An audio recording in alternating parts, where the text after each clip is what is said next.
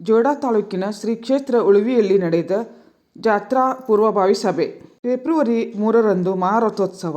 ಶ್ರೀ ಕ್ಷೇತ್ರ ಉಳುವಿ ಶ್ರೀ ಚನ್ನಬಸವೇಶ್ವರ ಕಲ್ಯಾಣ ಮಂಟಪದಲ್ಲಿ ಜಾತ್ರಾ ಪೂರ್ವಭಾವಿ ಸಭೆಯಲ್ಲಿ ಕಾರವಾರ ಸಹಾಯಕ ಕಮಿಷನರ್ ಶ್ರವಣಕುಮಾರ್ ಅಧ್ಯಕ್ಷತೆ ವಹಿಸಿ ಮಾತನಾಡಿ, ಫೆಬ್ರವರಿ 3ರಂದು ಶ್ರೀ ಕ್ಷೇತ್ರ ಉಳುವಿ ಶ್ರೀ ಚನ್ನಬಸವೇಶ್ವರ ಮಹಾರಥೋತ್ಸವ ನಡೆಯಲಿದೆ.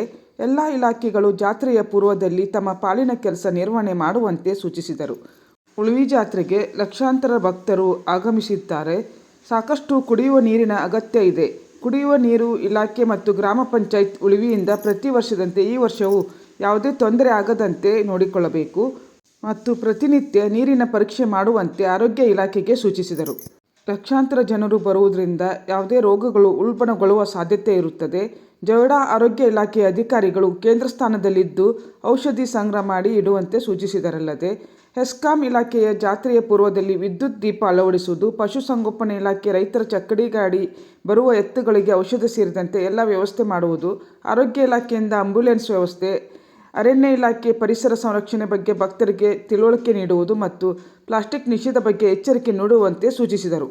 ಉಳುವಿಗೆ ಬರುವ ಪೋಟೋಳಿ ಉಳುವಿ ಮುಖ್ಯ ರಸ್ತೆಯ ಸೇತುವೆ ಕೈಟ್ನಾಳದಲ್ಲಿ ಕುಸಿದಿದೆ. ಈ ಮಾರ್ಗದಲ್ಲಿ ಬಸ್ ಸೇರಿದಂತೆ ಎಲ್ಲ ವಾಹನ ಸಂಪರ್ಕ ಕಳೆದ 3 ತಿಂಗಳಿಂದ ಬಂದ್ ಮಾಡಲಾಗಿದೆ. ಉಳುವಿ ಜಾತ್ರೆ ಸಮೀಪಿಸುತ್ತಿದ್ದರೂ ಲೋಕೋಪಯೋಗಿ ಇಲಾಖೆಯಿಂದ ಇನ್ನೂ ಕೆಲಸ ಪ್ರಾರಂಭ ಮಾಡಿಲ್ಲವೆಂದು ಸ್ಥಳೀಯರು ದೂರಿದರು.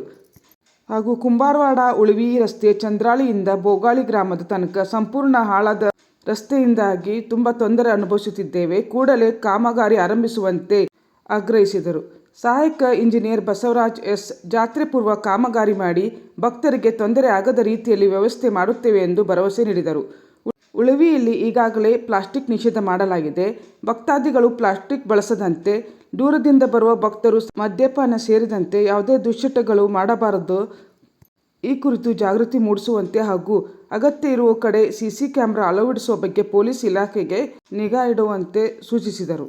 ಸಭೆಯಲ್ಲಿ ವಿಧಾನ ಪರಿಷತ್ ಸದಸ್ಯ ಗಣಪತಿ ಉಳುವೇಕರ್, ತಹಶೀಲ್ದಾರ್ ಮಂಜುನಾಥ್ ಮುನ್ನಳ್ಳಿ, ಡಿವೈಎಸ್ಪಿ ಶಿವಾನಂದ್ ಮದರಕಂಡಿ, ತಾಲೂಕಾ ಪಂಚಾಯತ್ ಕಾರ್ಯನಿರ್ವಹಣಾಧಿಕಾರಿ ಭಾರತಿ ಎನ್, ದೇವಸ್ಥಾನ ಟ್ರಸ್ಟ್ ಕಮಿಟಿ ಅಧ್ಯಕ್ಷ ಸಂಜಯ್ ಕಿತ್ತೂರ್, ಗ್ರಾಮ ಪಂಚಾಯಿತಿ ಅಧ್ಯಕ್ಷ ಮಂಜುನಾಥ್ ಮೊಕಾಶಿ, ಟ್ರಸ್ಟ್ ಕಮಿಟಿ ಸದಸ್ಯರಾದ ಬಿಸಿ ಉಮಾಪತಿ, ವೀರೇಶ್ ಕಂಬಳಿ, ಗಂಗಾಧರ್ ಕಿತ್ತೂರ್, ಗುರುಸಿದ್ದೇಶ್ವರ ಕೊತ್ತಂಬರಿ, ಸಿಪಿಐ ಚಂದ್ರಶೇಖರ್ ಹರಿಹರ, ದೇವಸ್ಥಾನದ ಅರ್ಚಕರಾದ ಕಲ್ಮಠ ಶಾಸ್ತ್ರಿ ಮುಂತಾದವರು ಇದ್ದರು.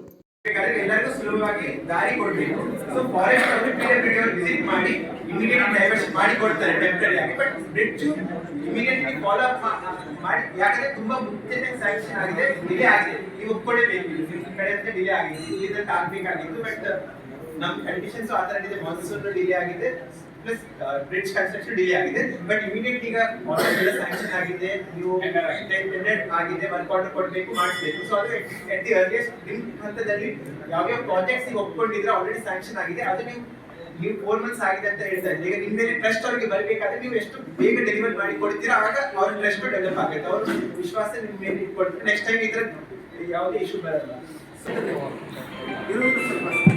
ಬಸ್ ಇದ್ರು ನಮ್ಮ ಡಿಪೋದವ್ರು ನಿಮ್ಮ ಡಿಪೋದವ್ರು ಬಿಡ್ತಾರೆ, ನಮ್ಮ ಡಿಪೋದವ್ರು ಹತ್ತಿಸ್ಕೊಂಡ್ರು ಅಂತ ಹೇಳ್ತಾರೆ.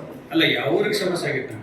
ಕ್ರೌಡ್ ಜನಸಂದಣಿ ಸೇರುತ್ತೆ, ಅದನ್ನ ಸರಿಯಾಗಿ ಮ್ಯಾನೇಜ್ ಮಾಡಬೇಕು ಅನ್ನೋ ದೃಷ್ಟಿಯಿಂದ, ಸರಿಯಾಗಿ ನಿರ್ವಹಣೆ ಮಾಡಬೇಕು ಅನ್ನೋ ದೃಷ್ಟಿಯಿಂದ ಸರ್ಕಾರದವರು, ಪೊಲೀಸ್ ಡಿಪಾರ್ಟ್ಮೆಂಟ್ ಒಂದು ಕ್ರೌಡ್ ಮ್ಯಾನೇಜ್ಮೆಂಟ್ SOP ಅಂತ ತಂದಿದ್ದಾರೆ. ಪ್ರತಿಯೊಂದು ಇಲಾಖೆದು ಸಮಾನ ಜವಾಬ್ದಾರಿ ಇದೆ. ಈ SOP ಪ್ರಕಾರ ಯಾವುದೇ ಇಲಾಖೆ ಸ್ವಲ್ಪ ನೆಗ್ಲಿಜೆನ್ಸ್ ಮಾಡಿ ಏನಾದ್ರೂ ಅವಘಡ ಆದ್ರೆ ಸಂಬಂಧಪಟ್ಟಂತಹ ಇಲಾಖೆಯ ಮುಖ್ಯಸ್ಥರನ್ನ ನೇರವಾಗಿ ಹೊಣೆಗಾರ ಮಾಡಲಿಕ್ಕೆ ನಮಗೆ ಅವಕಾಶ ಇದೆ. ಎಕ್ಸ್ಕ್ಲೂಸಿವ್ ಪಾರ್ಕಿಂಗ್ ಇರುತ್ತೆ ಸುಮಾರು 3% ಜಾಗ ಸರ್. 3 days ಅಲ್ಲಿ ಸುಮಾರು 1500 ಟ್ರಿಪ್ ಬರ್ತದೆ. ಹೌದು, 10 days ಫುಲ್ ಆಗುತ್ತೆ ಸರ್ ಟ್ರಾಫಿಕ್ ಅಷ್ಟೇ. 3 days ತೆರಿಗೆ ಹಿಂದಿನ ದಿನ, ತೆರಿಗೆ ನೆಕ್ಸ್ಟ್ ಡೇ.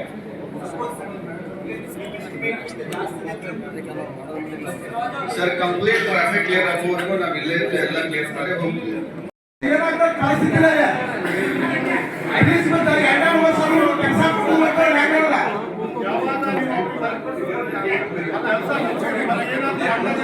ಬ್ರಿಡ್ಜ್ ಬಿದ್ದು 6 ತಿಂಗಳಾಯ್ತು.